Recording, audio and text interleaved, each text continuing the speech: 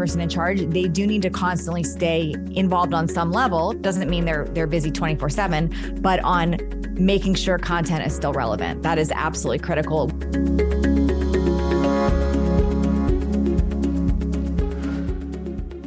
Welcome back to High Impact Sales with Natalie Jill and me, Sinclair. And we are talking today about what to do when you have a high level business as an entrepreneur and you actually need to tweak your sales process, right?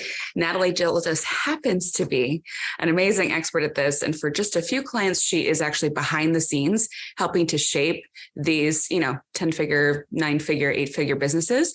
I really want to pick your brain today, Natalie, about what a high level sales team needs. Once you're past this mid-range of like, oh, I finally made it to 6 figures. Oh, so cute. I'm halfway to $1 million a year. Oh, now I broke the 7-figure mark. What are the problems that happen after those stages that you? Oh gosh, there's so many. Let's see, where do we even start? So sometimes the bigger we get, the more out of touch we get with what's actually happening in our company. So I see that very frequently. So what built your company initially, the brand, the excitement, the passion around it, that somehow starts to get lost as a team gets bigger and there's more people in place. And as you start to remove yourself. So there's a proper way to remove yourself and there's a not so proper way to remove yourself. So number one, I'm going to share one of the biggest things I see people doing wrong is they say, I already created all this stuff, kind of you deal with it. I already created, you deal. And they sort of walk away from it. What that doesn't allow for is changes in the marketplace, the environment, what's happening in the world, there's no pulse on what's actually really going on. So when sales start going down or numbers start changing and the visionary, the person ahead is just saying, well, I already created all this, just go figure it out and deal with it. Then we're losing touch right there. So number one, I think the person that is the visionary, the person in charge, they do need to constantly stay involved on some level. Doesn't mean they're busy 24/7, but on making sure content is still relevant. That is absolutely critical, whether that's their point with one person or they're talking with copy or whatever it is. We have to make sure messaging is always relevant and not just saying, use the stuff that I did 5 years ago, 10 years ago, because that does not work. That's one of the biggest things I've seen. The second thing is when things that have worked at one point, if they're not working now, it's not about keep trying to fit that square peg into a round hole. We've got to look at what's changed, what's different, what do we need to evolve to?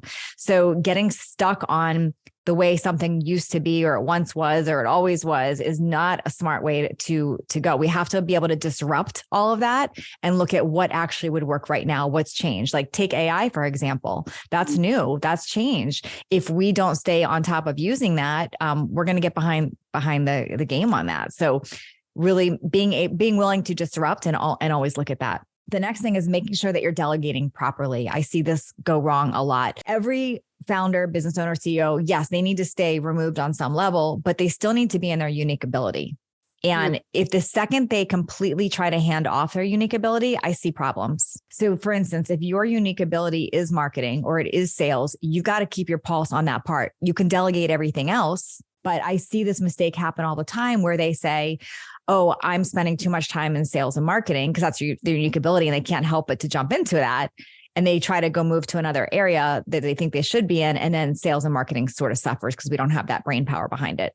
So I think it is really important to protect your time, but say, where is my actual unique ability and where can I still add value right there? Really important. And the next thing I see is this is a big problem with budget cutting, because everyone wants to be profitable, of course, and we want to look at budgets and all that, but you've got to make sure you're investing in the right places.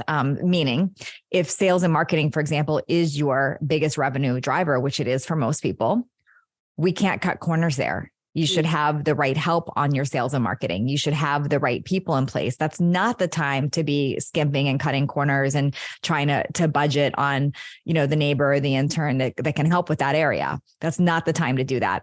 There is a place for overseas VAs and all of those things, but in those important critical revenue drivers, that's not where you want to skimp. You want high talent with their eyes on that. I think that's so important. What you just said, like we should unpack that over like 3 months in a series, because I see entrepreneurs running $5 to $10 million businesses making mistakes, colossal ones all the time, and beginner mistakes in their launches. Yes. And it's like they forgot how they got here. Yes. And the reasons why what they were doing worked before. They get very focused on the tactics that worked before instead of the reasons why the tactics work. So more the strategic level. Yes. Can you talk about that? Yeah, it happens all the time. I mean, I have so many clients that we've walked through this where they learned a long time ago to delegate, which is great. They're delegating, but they've lost too much sight of what they've delegated to. And now they've got people on their team not showing up 100%. They're doing very minimal work to get by and get approval from them. So it gets dangerous to just fully hand off like that and to not pay attention there. So I would say one of the biggest things is to be really aware of who is on your team, who's on your leadership, who are and do you trust them?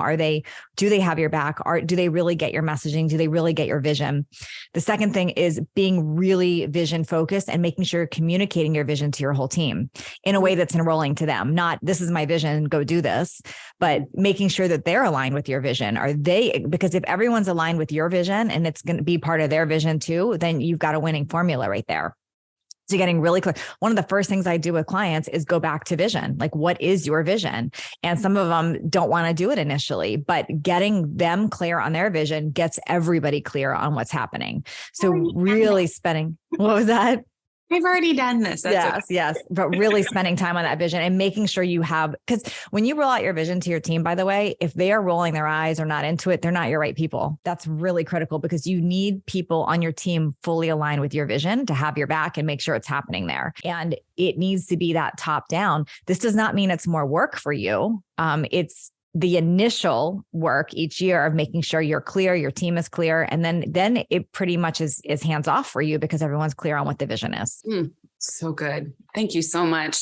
So any last words about having a multi-million-dollar business and needing to optimize, like where people get stuck right here? Yeah. So just don't get too comfortable. I mean, that's number one. Like, don't get too comfortable. Like it's about, yes, you can, I know the goal is to either sell the company or work less or whatever that is in your goal, but you can't get too comfortable and say, well, what was working 5 years ago is still supposed to work. That doesn't happen. So you've got to keep your game on what is the new relevant trend? What do I need to be learning? How do I need to be up leveling? Do I have the best people supporting me?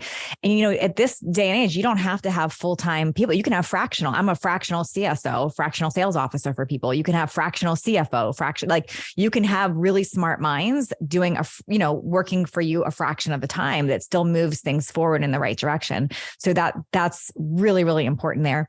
And the next thing is to really make sure you are staying in your unique ability. I can't say that enough. If your unique ability is vision or selling or marketing or numbers or whatever it is, make sure you are still spending a little portion of each day in that area, because if that's your unique ability and you built a whole business around that, your little bit of focus in that area each day will carry your business forward to the next level over and over again. The second you lose sight of that, we have problems.